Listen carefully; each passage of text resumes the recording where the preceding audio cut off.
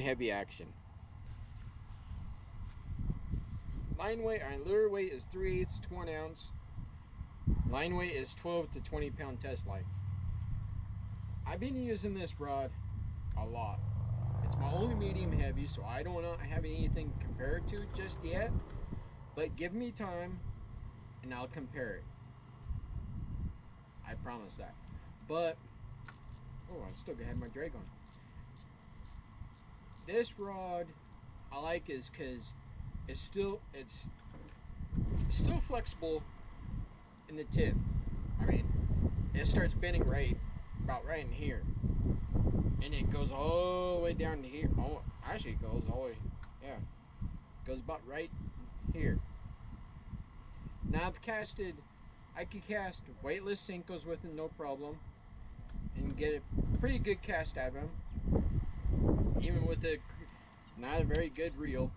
The reel I got this paired up with is a Shimano Corrado CU201. It has its issues. So, but I got a Lewis Classic Pro on my cranking rod, and when I had it on this, I never had any problems with it. Now, the rod itself, I only got 2 complaints about it. The first one was my fault. Was the hook keeper right here. There was a hook keeper there, but it was so close to the bank's blank for like the bigger frog hooks, I couldn't. I prefer a hook keeper where I could just slide their hook in and not feed it through. So my genius idea was to bend the hook keeper up a little bit with a pair of pliers and hold it back and bend it. And I only did that once, and I kept on sliding and all of a sudden one day it went pop. Now the other minor complaint is this cap. I've already glued it once, but now it comes undone. So I gotta glue it again, which is no biggie.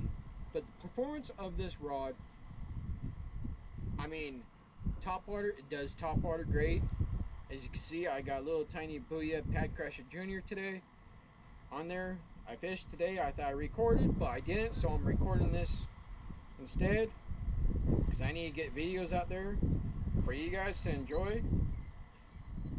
But I was slinging this not too bad. Not as good as I could have, like with the Lewis reel on here, but it wasn't doing too bad. I hooked a couple fish today, pulled them in through some slop. Now this reel is a 24-ton blank construction. It has Evolve stainless steel alkanite guides on it, EVA foam split grip, and it just has a Evolve seamless steel seamless reel seat. But I mean, for top water, it works great. For crankbaits, I kept them pinned. I caught 2 with crankbaits this year. I think I got some with on the videos. I'll go back through and I'll post up different little small clips at the end of this of different things. I caught them on spinner baits. I caught them on jigs. So for me, this rod would actually, it'll do it all around. I mean, it's a good all-around rod, especially if it's your first time rod for medium heavy and you're looking into something. And it's, I think, $16.99 on Tackle Warehouse. I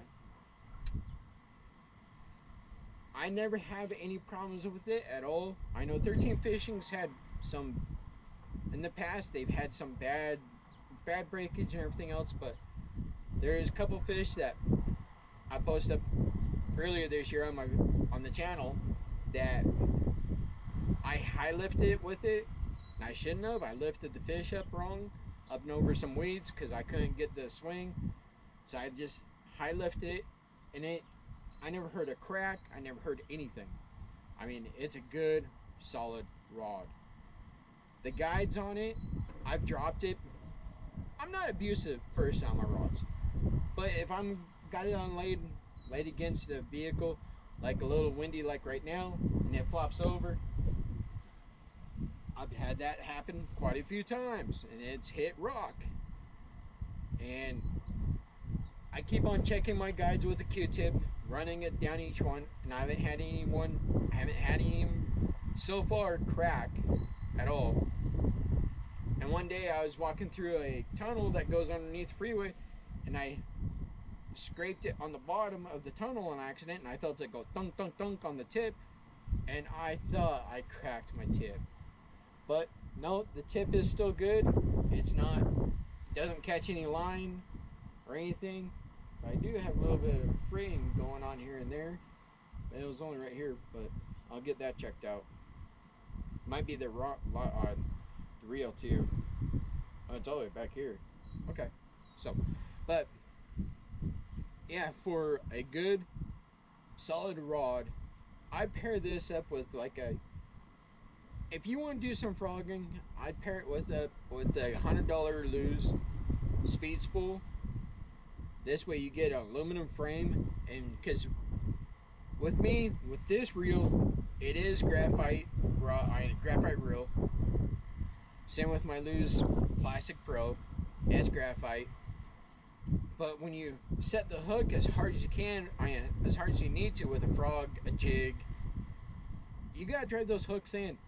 And I can actually feel the gears, and actually in this one, I can hear the gears kind of grind a little bit. So that gives me a clue that, hey, this is a little bit too much for this rod, this reel. But anything for this rod, I mean, I could cast a 1/4 ounce. I was casting weightless, Yum, I think. I got a trick worm that's only about that long, about like 6-inch trick worm. Now I was casting that Texas rig with a 3/0 hook, and I wasn't casting it very far, but I was still casting it out there a little bit. It was like from here. I mean, shoot. Let me figure this out. But right there where that frog landed, that's how far I was casting it. And with that light of weight, with the Lew's Classic Pro, I was actually surprised I was getting it that far. I mean, so anything heavier than that, which I'd say is 1/8 of an ounce, less than 1/8, but 1/8 of an ounce, it does load up. Let me see. Where's my readers? No. Uh-oh.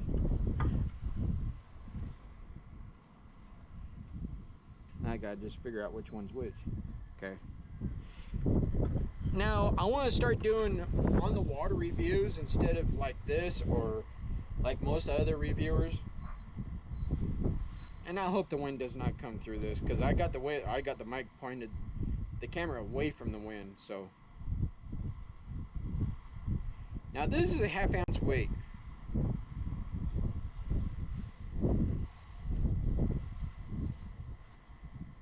And I'm just gonna set it like this.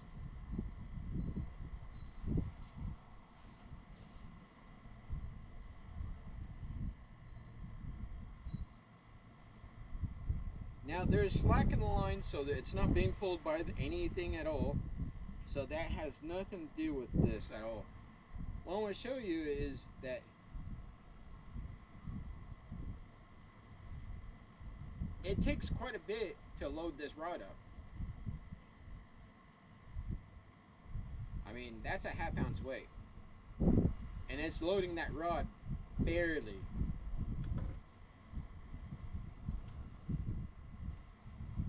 But when you're casting it though, you can cast it with an 1/8 ounce, 1/2 ounce, no problem. Now if I can get it up here. But it's very good construction. I mean,